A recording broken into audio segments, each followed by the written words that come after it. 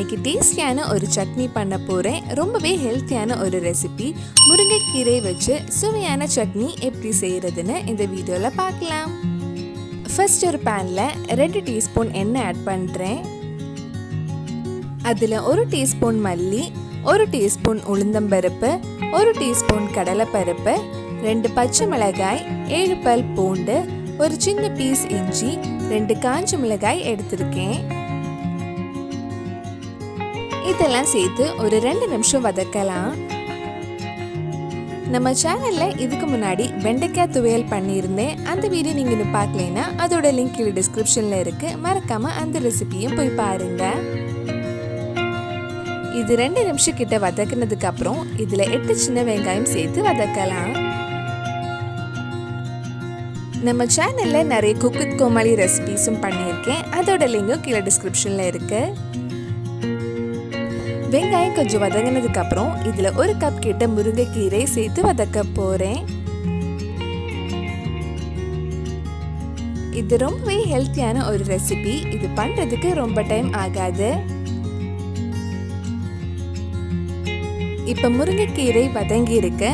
இந்த மாதிரி வதங்கினதுக்கு அப்புறம் இது ஆஃப் பண்ணிட்டு நல்லா ஆறுனதுக்கு அப்புறம் நம்ம மிக்ஸி ஜார்ல போட்டு அரைச்சு எடுக்கலாம்.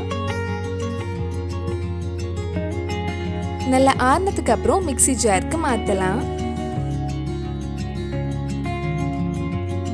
இது கூட 1/4 கப் துருவன தேங்காவும், உங்களுக்கு எவ்வளவு புளிப்பு வேணுமோ அதுக்கு ஏற்ற மாதிரி புளியும், தேவையான அளவு உப்பும் ஆட் பண்ணிக்கோங்க.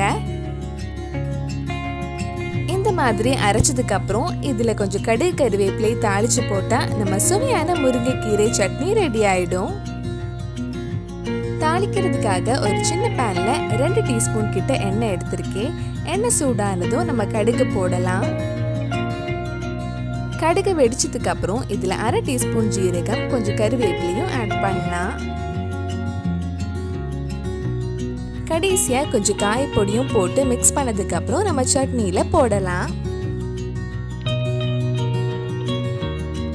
சுவையான முருங்கைக்கீரை சட்னி ரெடி ஆயிடுச்சு. கண்டிப்பா நீங்களும் இந்த ஹெல்த்தியான ரெசிபி உங்க வீட்டில் செஞ்சு பாருங்க. பிடிச்சிருந்தா இந்த வீடியோவை லைக் பண்ணுங்க, உங்க ஃப்ரெண்ட்ஸ் அண்ட் ஃபேமிலிக்கு ஷேர் பண்ணுங்க. வேறு நல்லா குக் வித் கோமாளி ரெசிபி நம்ம சேனல்ல ட்ரை பண்ணலான்னு கீழே கமெண்ட் பாக்ஸ்ல சொல்லுங்க. நீங்க இன்னும் என்னோட சேனலை சப்ஸ்கிரைப் பண்ணலைன்னா மறக்காம சேனலையே சப்ஸ்கிரைப் பண்ணுங்க.